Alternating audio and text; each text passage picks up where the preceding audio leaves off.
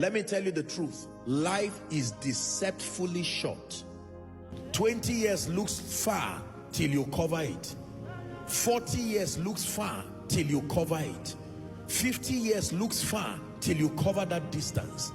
80 years looks far till you cover it. Do you know? The celebration of birthdays is not celebrating how far you have come. It's also acknowledging how much is left. It is not just celebrating how far you have come. Listen, it is celebrating how much is left. So if you are 50 years today and you are supposed to live 80 years on earth, you are not celebrating 50 years. You are celebrating 30 years remaining. If you are supposed to live 70 years and you are celebrating 65 years, what you are celebrating is 5 more years. How foolish do you want to live when you have 5 more years to live? I was watching one video of Reinhard Bonnke 5 years ago, and I said, do you know 5 years ago, as at the time he was saying it, maybe he did not know that he had only 5 years. There are people who, as at January, they died in May. They didn't know that when they celebrated New Year, it was 5 more months to live. How would you live if you knew? Not to make you afraid. Imagine that by some way God reveals to you now that by December I will call you home. That means this September, October, November, December, you have 6 more months. Then somebody who does not know where he's going comes to waste your time, and until October you are still roaming around life and destiny. Listen to me. One day you will not be here. Accept it or not, one day you will not be here. Every dead body on earth is a sermon, a constant reminder that the clock of destiny is ticking, and one day it will stop. Did you hear me? Every dead body you see today, from today, see it as a sermon. Don't just see it as a corpse. Every dead body, some of those dead bodies were stubborn while they were alive. Some of those dead bodies were arrogant. They said they would not die. Some of those dead bodies carried stubborn spirits. Some of those dead bodies carried arrogant spirits. Some of those dead bodies carried wicked spirits. Some of those dead bodies carried godly and prepared spirits.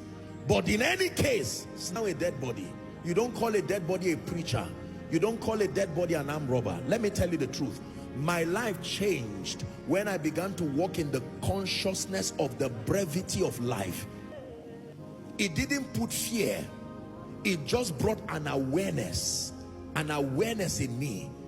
When people die, especially people around at least my ministerial sphere of influence, I'm usually the first they reach, and they say so person has died. You see that? And while I condone with the family and console them, I use that dead body as a message again. There was a day that dead body had a sermon too. There was a day that dead body had a preacher say, one day you will die, and the dead body said yes. Now that dead body is the one who is being used as the sermon. We are not called to fear death. It's not a wise way to live.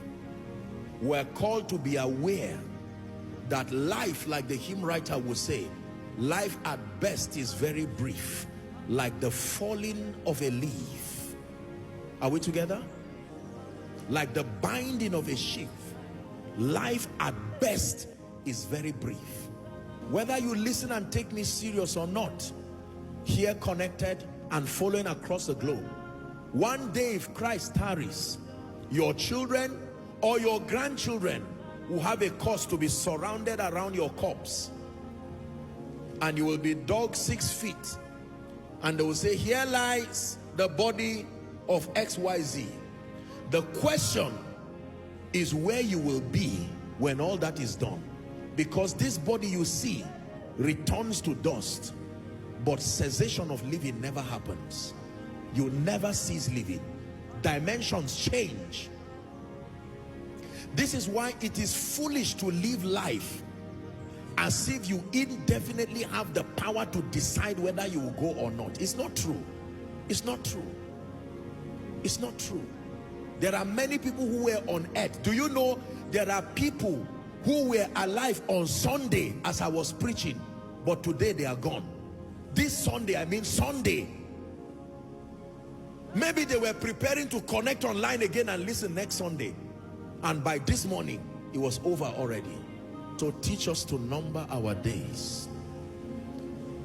Teach us to number our days. When you have this understanding, you will focus on the things that matter, and you will not waste your time and your life on vanities. Are we together? Many of us today will not love the Lord and will not serve the Lord because of mundane things. Money, house, car.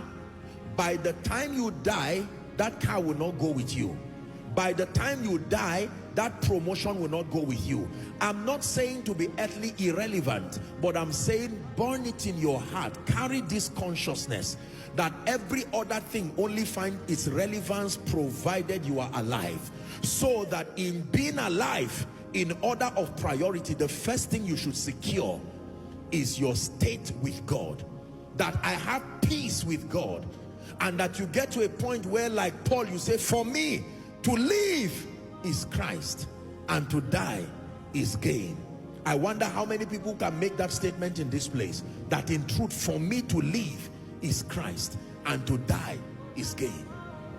If Christ tarries, I don't want to get out of this world as a defeated loser, a failure. No, no. I want to design my own exit by myself.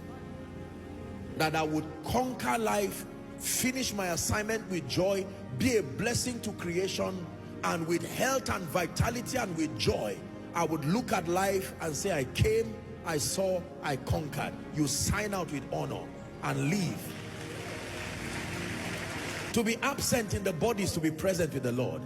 All that fear you are seeing is only those who are watching you. As a dead person, that transition is so instant, you will not even know what is happening. I can tell you that for free.